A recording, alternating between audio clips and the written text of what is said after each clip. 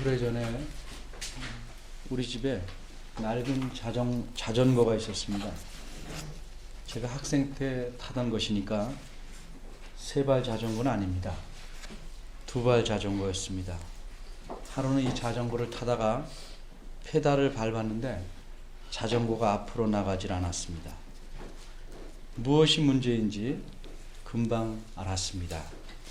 왜냐하면 그런 일이 자주 있었기 때문입니다. 페달과 바퀴를 연결시켜주는 사슬이 헐거워져서 벗겨졌던 것입니다. 자전거를 세워놓고 손에 기름을 묻혀가면서 그 사슬을 제자리에 끼워 넣었습니다. 그리고 다시 자전거를 탑니다. 아주 잘 나갑니다. 이처럼 문제가 생겼을 때 그 원인을 알면 쉽게 고칠 수 있습니다. 그러나 문제가 생겼는데도 원인을 찾지 못하면 고치고 싶어도 고칠 수가 없습니다.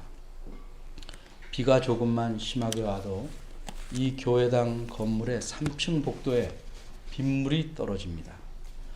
분명히 밖에서 비가 새어 들어오기 때문에 새는데 그 새는 부분을 여태 못 찾았습니다. 그러니까 비가 올 때마다 큰 그릇을 빗물이 떨어지는 곳에 놓아두어야 합니다. 이처럼 우리 주변에 또 우리의 생활 속에도 쉽게 해결할 수 있는 문제부터 좀처럼 해결하기 힘든 문제에 이르기까지 여러 가지 문제들이 있습니다. 내 나름대로 열심히 부지런히 살고 그다지 악하게 살지도 않는데 왜 내게는 특별히 힘들고 어려운 일이 생길까? 왜 자주 올까? 왜 이렇게 오래 갈까? 여러 가지 원인이 있을 것입니다. 그러나 오늘은 그런 원인들 중에 매우 중요한 원인, 어쩌면 모든 게 이 원인으로 몰린다라고 생각할 만한 원인, 특별히 하나님을 믿는 사람의 경우에 더 해당될 만한 원인을 오늘 본문을 통해서 생각해 보려고 합니다. 고향으로 돌아온 야곱은 세겜이라는 성 근처에 머물러 삽니다. 별 문제 없이 평화롭게 잘 살고 있었습니다. 어린아이가 다른 남자의 이목을 끌만한 소녀로 자라났으니 적어도 한 10년 가까이 그곳에서 살았던 셈입니다. 그러던 어느 날 야곱에게 가슴이 무너지는 불행한 일이 생깁니다. 그 성의 추장이 야곱의 딸을 욕보였습니다. 이 고통스럽고 슬픈 소식을 듣고도 야곱은 침묵합니다. 동생의 소식을 듣고 들에서 돌아온 오라비들이 모두 근심하고 진노합니다. 이 오라비들은 누이가 당한 치욕에 대해 몹시 슬퍼하며 고통스러워합니다. 큰 분노가 폭발할 정도입니다. 누이를 욕보인 당사자는 물론이고 그 족속 전체에게 복수를 하고 싶었습니다. 그런데 찾아온 그 가해자 측은 잘못을 빌며 용서를 구하기는커녕 이런 참에 서로 터놓고 결혼하자고 합니다. 들을수록 화가 납니다. 그러나 야곱의 가족은 그 지역에 얹혀 사는 입장이라 감히 그곳의 추장에 대해서 정면으로 대들 수는 없었습니다. 게다가 여동생은 추장의 집에 갇혀 있습니다. 야곱의 아들로서는 어떻게 해볼 수가 없었습니다. 그렇지만 그 분노를 감춘 채 재물이나 어떤 보상 대신에 한 가지 조건을 제시합니다. 그 성에 사는 남자들은 모두 할례를 받으라는 것입니다. 그러면 서로 결혼하고 한 민족이 되겠다고 말합니다. 만일 이 조건을 받아들이지 않으면 여동생을 데려오겠다고 말합니다. 다행히 상대방은 이 조건을 좋게 여기고 선뜻 받아들였습니다. 사실 추장은 디나를 아내로만 얻을 수 있다면 개인적으로 어떤 경제적인 희생도 감수하고 그렇게 하기로 마음먹었습니다. 그런데 상대방은 많은 재물을 요구하는 것도 아니고 다만 그들의 전통인 할례를 존중해서 할례를 받으라고만 합니다. 이렇게 좋은 조건을 싫다 할 이유가 없습니다. 물론 할례는 추장 개인뿐만 아니라 그의 족속 전체가 받아야 하는 조건입니다. 그리고 이 조건에 맞추려면 추장이 자기 족속 전체를 먼저 설득해야 합니다. 그런데 추장은 그렇게 할 자신이 있었습니다. 몸으로 며칠만 고생하고 나면 개인적으로 볼 때는 자신이 원하는 여인을 아내로 얻을 수 있고 족속 전체로 보면 많은 유익을 가져올 수 있다고 판단했기 때문입니다. 그래서 추장은 자기 족속에게 상대방의 이런 제안을 받아들이자고 설득합니다. 고생은 잠시다. 이익은 영원하니 할례를 받아서 그들과 합민족이 되자. 이렇게 설득합니다. 하지만 야곱의 아들들은 세겜 족속과 서로 결혼하려는 생각이 추호도 없었습니다. 다만 그들의 피를 보려는 마음뿐입니다. 자신들의 누이를 욕보인 추장뿐만 아니라 그 족속 전체에게 피로써 보복하려는 마음뿐입니다. 그렇지만 보복하려고 정면으로 그들에게 대들면 그것은 볏짚을 지고 불 속으로 뛰어들어가는 것과 마찬가지입니다. 싸울 사람의 수가 너무 모자라기 때문입니다. 하지만 상대방이 힘을 쓸 수 없다면 이야기는 달라집니다. 그런 경우에는 이쪽에 몇 사람만으로도 능히 상대방을 누를 수가 있었습니다. 그래서 이 야곱의 아들들은 상대방에게 하나의 민족이 될 수 있는 조건으로 세겜 족속의 남자 전체가 할례를 받으라고 조건을 내세운 것입니다. 추장은 이런 계책을 알지 못했습니다. 그는 자기 나름대로 아내를 얻고 실리를 취할 생각만을 하고 있었습니다. 서로 같은 말을 들으면서 같은 말을 하면서 서로 다른 생각을 하고 있는 것입니다. 할례는 남자의 성기, 그러니까 앞쪽 표피를 베어내는 것입니다. 이스라엘 사람들은 아기가 태어나면 8일 만에 할례를 행합니다.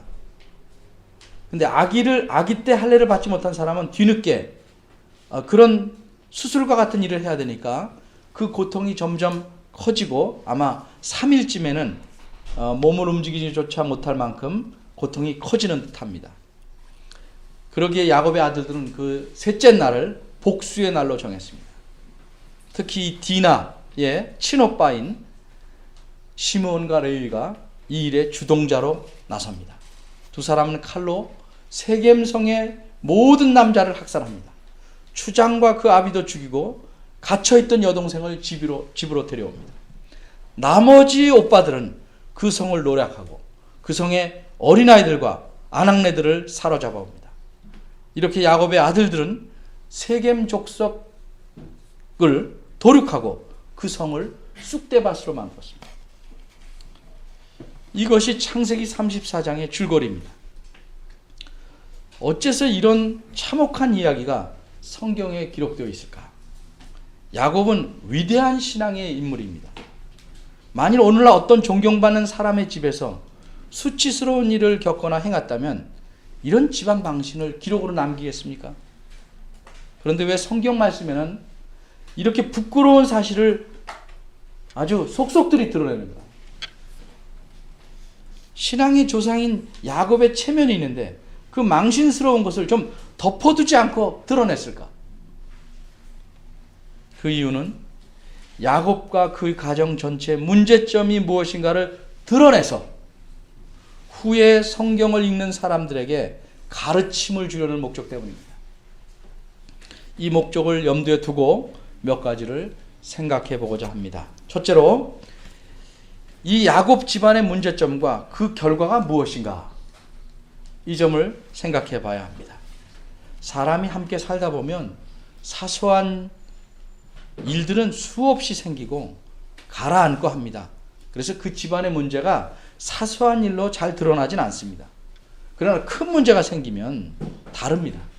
예를 들어서 아버지가 큰 유산을 남기고 돌아가실 경우에 유산 분배를 형제들이 어떻게 처리하느냐에 따라 그 집안 사람들의 됨됨이와 관계가 드러나는 것입니다. 야곱 집안의 경우는 야곱의 딸이 욕을 당한 일이 생기자 이 집안 식구들의 됨됨이가 다 드러났습니다.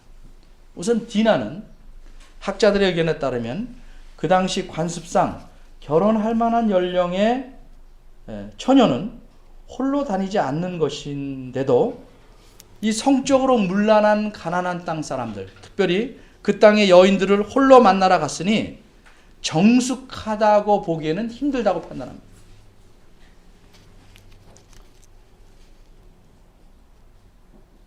그리고 아버지 야곱의 처신에도 우리가 이해하기 힘든 점이 있습니다.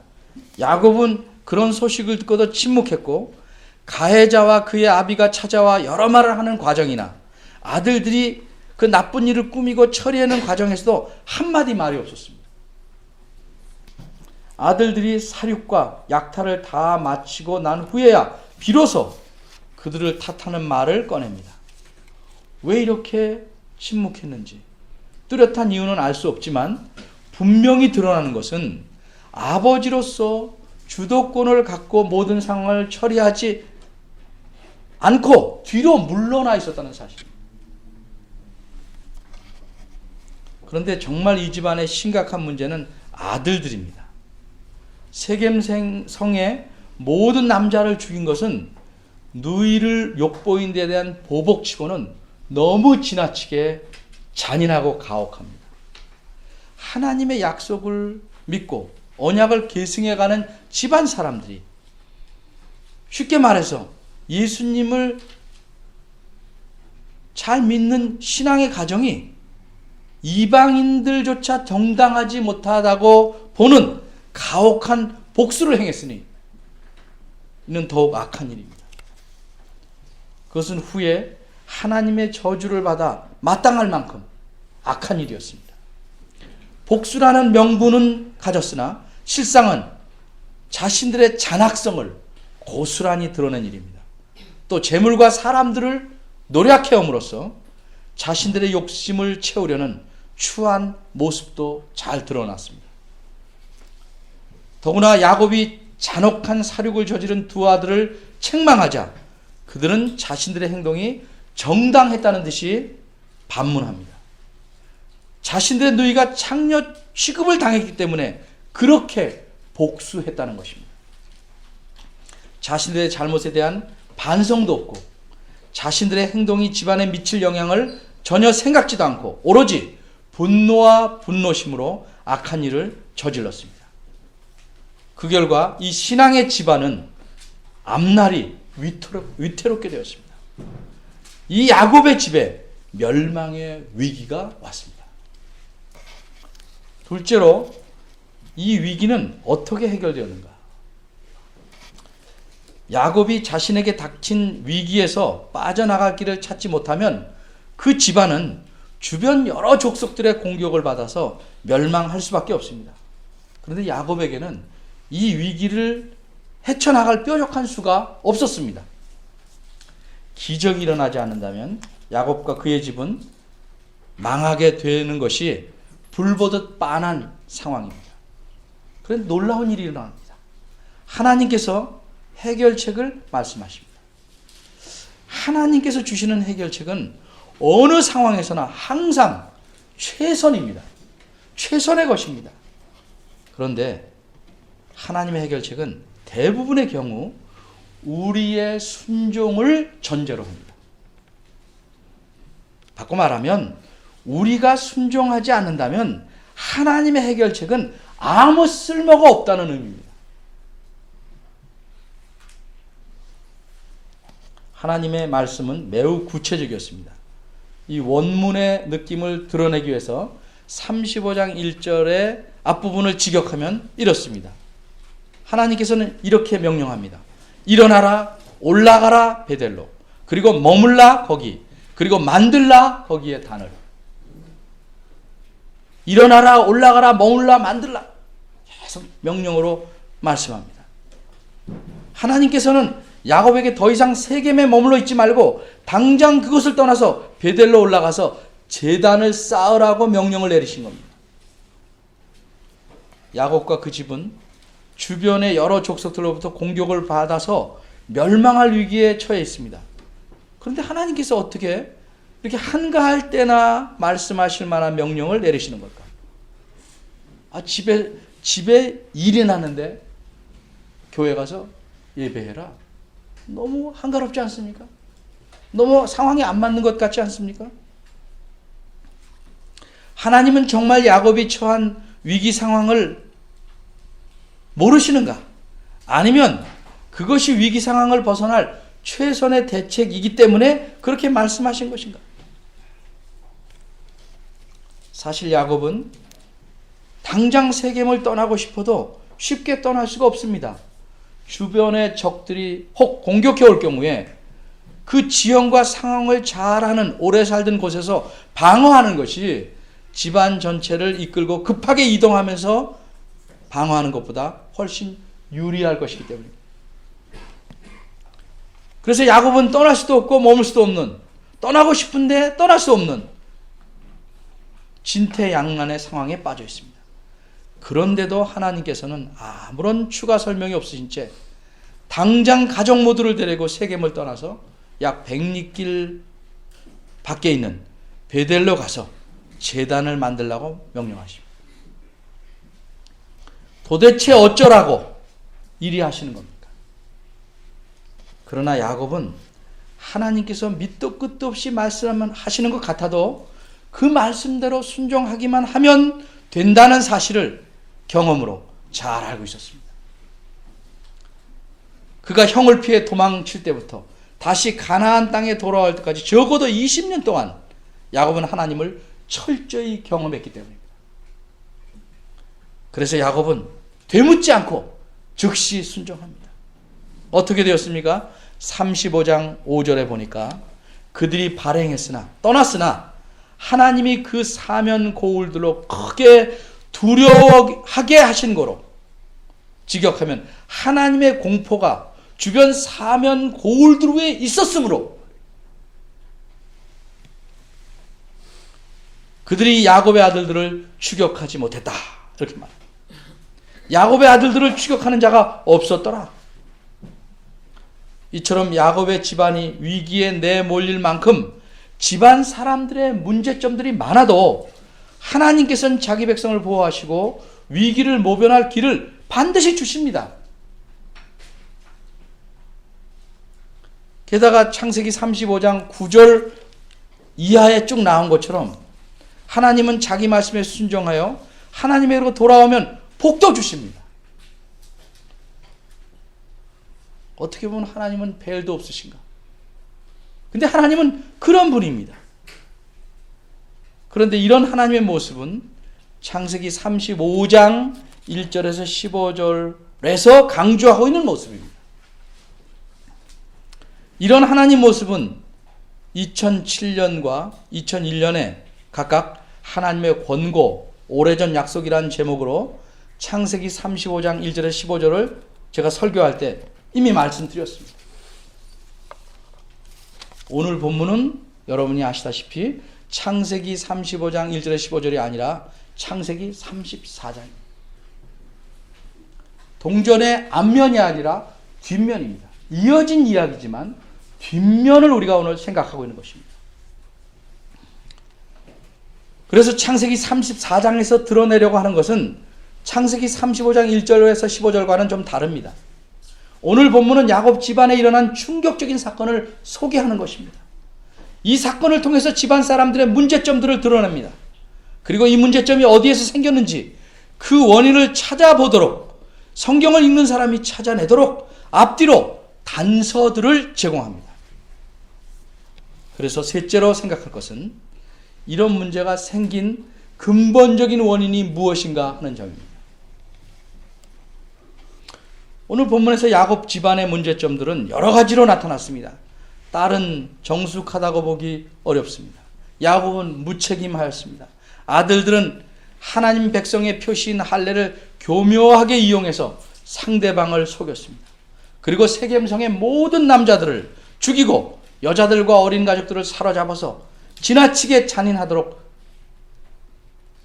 복수했습니다. 또 그들의 재물을 빼앗는 탐욕을 보였습니다. 부친의 정당한 지적에 반성은커녕 저항합니다. 집안의 전체적인 이런 문제거리들이 결국 집안을 멸망의 위기에 이르게 했습니다.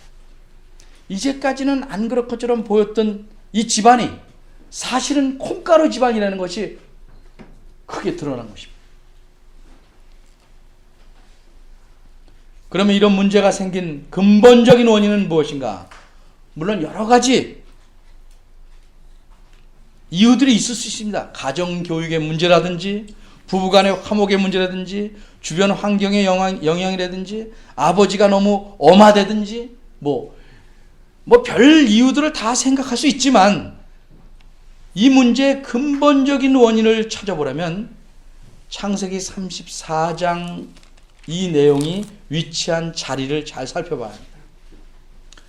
창세기 34장은 창세기 33장 18절에 나오는 야곱이 밧담 아람에서 돌아왔다라는 표현과 35장 9절에도 야곱이 밧담 아람에서 돌아왔다 같은 의미의 표현 사이에 들어있습니다.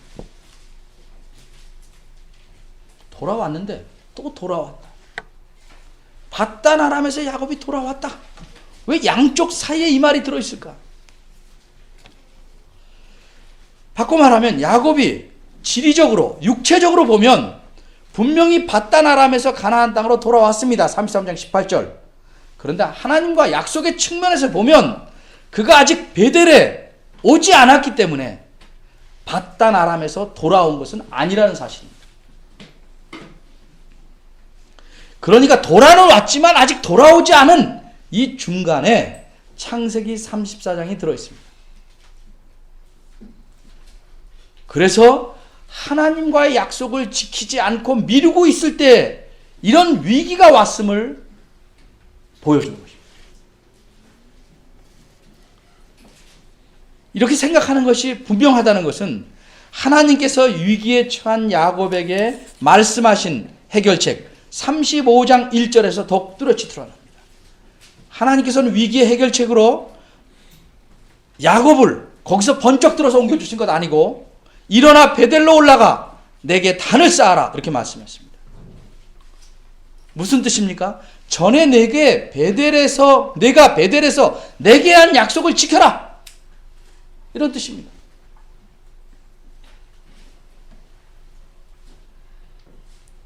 그러므로 야곱의 위기는 하나님과 약속을 지키지 않는 데서 생겨나게 되었음을 우리는 보게 됩니다.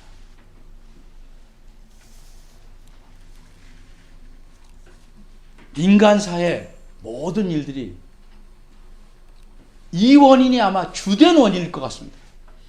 야곱뿐만 아니라 모든 사람의 경우, 특별히 하나님의 백성의 경우는 특별히 더욱 그렇다고 생각합니다. 야곱은 가나안 땅에 돌아온 후 우선적으로 베델로 올라가야 됩니다.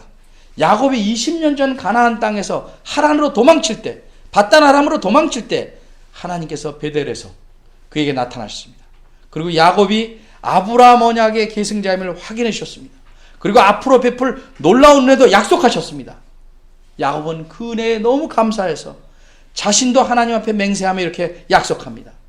하나님께서 나와 함께 계셔서 나를 지키시고 먹을 양식과 입을 옷만 주신다 해도 더 이상 바라지도 않고 그리고 나로 평안히 아비 집으로 돌아오게 하시면 여호와께서 나의 하나님이 되실 것이요 내가 기둥으로 세운 이 돌이 하나님의 전이 될 것입니다. 28장 20절에서 22절입니다. 그래서 창세기 33장 18절에는 야곱이 밧담 아람에서부터 평안히 가나안 땅 세겜에 이르렀다고 말합니다. 하나님께서 자신의 약속대로 야곱과 함께 하시고 그를 지키고 마침내 그를 인도해서 다시 평안히 가나안 땅에 돌아오게 하셨다는 사실을 가르쳐주는 말입니다. 이렇게 하나님은 자기 약속을 철저하게 지키셨습니다. 그러나 야곱은 하나님은 나의 하나님 될 것이요 그 겉표현은 했습니다. 엘로에 이스라엘 하나님은 나의 하나님이다 이렇게 고백하며 단을 쌓아서 겉표시는 했습니다. 진정으로 그 약속과 그 뒤의 약속은 지키기를 미룹니다. 야곱이 베델에서 기둥으로 세운 그 돌을 하나님의 전이 되게 하려면, 이 말은 하나님께 단을 쌓는다는 말인데, 그는 그러려면 베델로 가야 합니다. 그런데 그곳으로 가지 않고 어디에? 세겜에 눌러 앉았습니다. 베델이 아주 멀어서 못 가는 것인가? 아주 멀리 떨어진 것이 아닙니다. 여기서 송탄 정도, 여기서 우리 천성도님 댁이 있는 진위 정도, 주일마다 오실 수 있는 길이에요. 불과 30km 정도의 거리에 있습니다. 이유는 알 수 없지만 어쨌든 야곱은 자신의 약속을 지키지 않은 채 세겜에서 그저 평온한 세월을 흘려보내고 있었습니다. 그러다가 이렇게 멸망의 위기에 처하자 하나님께서는 베델로 올라가 단을 쌓으라고 말씀합니다. 이 말씀의 의미를 비로소 깨닫습니다. 그래서 집안의 모든 사람들에게 이제야 우상을 버리라고 명합니다. 야곱이 베델로 가지 않고 세겜 근처에 땅을 사서 그곳에 머물러 사는 동안 야곱과 그의 집안은 하나님을 버리지는 않았지만 그렇다고 우상을 버리지도 않았습니다. 마치 교회는 다녀서 교인이지만 마음을 온전히 주님께 내맡긴 신자는 아닌 것과 같은 생활을 한 것입니다. 야곱이 가나안 땅에는 돌아왔으나 하나님에게로 돌아온 것은 아니었습니다. 바로 이 점에, 바로 이것에 야곱의 문제에 근본적인 원인이 있던 것입니다. 하나님과 약속을 지키지 않고 있다는 점이 문제의 원인입니다. 우리는 수많은 약속들을 하면서 살아갑니다. 어린이들도 마찬가지입니다. 사람은 말을 하면서부터 서로 약속을 하고 삽니다. 비록 약속이라는 표현은 사용하지 않아도 늘 약속하고 삽니다. 그래, 내일 만나자. 약속입니다. 다신 만나지 말자. 그것도 약속입니다. 다양한 약속을 하고 삽니다. 내가 맛있는 거 있으면 나눠줄게. 약속입니다. 우리가 하는 약속은 사소한 것일지라도 하나님 앞에서 하는 것입니다. 따라서 신중해야 되고 한 약속은 지켜야 하고 못 지키면 죄송하다고 말해야 합니다. 여러분은 자신의 약속을 얼마나 소중하게 생각하십니까? 얼마나 잘 지키고 계십니까? 어린이들, 중학생들, 적어도 이렇게 한두 번쯤은 약속 안 했습니까? 부모님 공경하겠습니다. 공부도 열심히 하겠습니다. 말도 잘 지켰습니다. 그렇게 하시고 계십니까? 잘 지키고 계십니까? 그래서 문제가 쌓이는 것입니다. 여러분, 우리가 예수님을 처음 믿을 때 하나님을 배반하지 않고 끝까지 잘 믿겠습니다, 이렇게 하지 않았습니까? 또 중간중간 하나님께서 우리에게 주시는 은혜가 감사해서 하나님께 어떤 약속을 합니까? 결혼할 때는 하나님 잘 믿는 가정 만들겠습니다. 아이를 낳고는 이 아이를 하나님 말씀으로 잘 키우겠습니다. 하나님이 기뻐하는 사람을 만들겠습니다. 그렇게 약속하지 않습니까? 일이 잘 되면 여러 사람을 돕는 일에 내 수입의 얼마를 반드시 떼내서 쓰겠습니다. 아마 이렇게 약속들 하실 겁니다. 근데 잘 지키고 있습니까? 지키려고 합니까? 우리는 거의 대부분 예배 시간에 등록문답을 통해서 이런 약속을 예배 시간에 했습니다. 주의를 잘 지키겠습니다. 성경 말씀을 부지런히 읽고 배우겠습니다. 하나님 말씀에 순종하겠습니다. 성경의 가르침에 어긋나지 않는 목회자의 지도도 잘 따르겠습니다. 악한 마음으로 남을 흉보지 않겠습니다. 내가 먼저 섬기고 사랑하겠습니다. 남을 내 이기의 도구로 생각지 않겠습니다. 등등. 이 약속이 어디 갔습니까?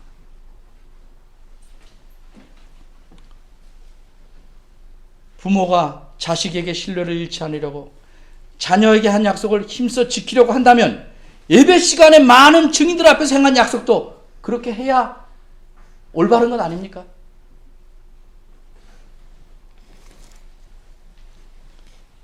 집안이 약한 집은 날이 맑을 때는 문제가 없지만 홍수때에는 무너져 내리기 십상입니다.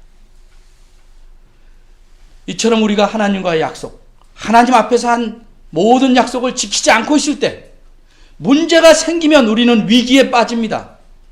물론 하나님께서 우리를 위기로 내모는 것은 아닙니다. 우리를 위기에 빠뜨리는 것은 우리 자신들입니다. 왜냐하면 하나님과 약속을 지키지 않는 이유는 우리 안에서 그 약속을 지키지 않아도 된다 혹은 약속을 지키고 싶지 않다는 마음이 작동하기 때문입니다. 이 마음이 우리를 위기로 모는 것입니다. 이 마음이 우리의 행동과 사고를 지배합니다. 이런 마음이 작동하면 우리 마음은 하나님에게서 멀어집니다. 하나님이 멀어지면 어디로 갑니까? 세상으로 더 가까이 가고 마침내는 세상에 얽매이게 됩니다. 약속을 지키지 않은 마음이 겹겹이 쌓이게 되면 하나님의 뜻과는 정반대되는 생각이 떠올라도 그거를 자연스럽게 생각합니다. 명백한 하나님의 말씀과 그 뜻에 어긋나는 행동도 스스럼 없이 하게 됩니다. 그래서 우리는 우리를 위기에 빠뜨립니다.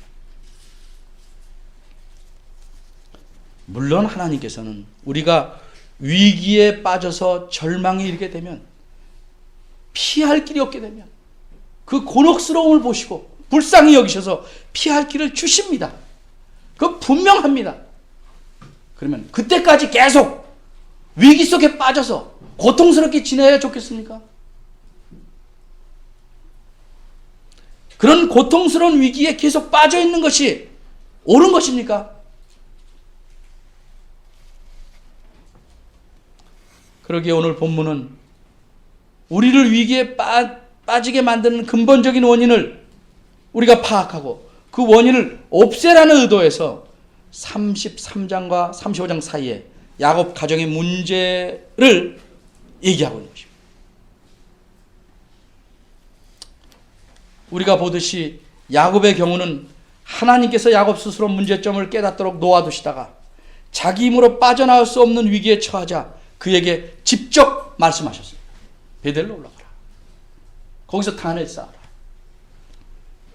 이것이 하나님의 간섭입니다. 간섭 받는 거 더구나 요즘 사람들은 너무 싫지요.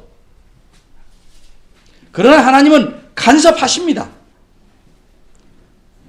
하지만 오늘날에는 하나님께서 이렇게 야곱에게 하듯 직접 간섭하시기보다는 간접적으로 간섭하십니다. 저와 여러분 모두에게, 하나님 백성 모두에게 간섭하십니다. 이는 우리로 하여금 닥쳐올 위기를 예방하도록 섭리하시는 것입니다.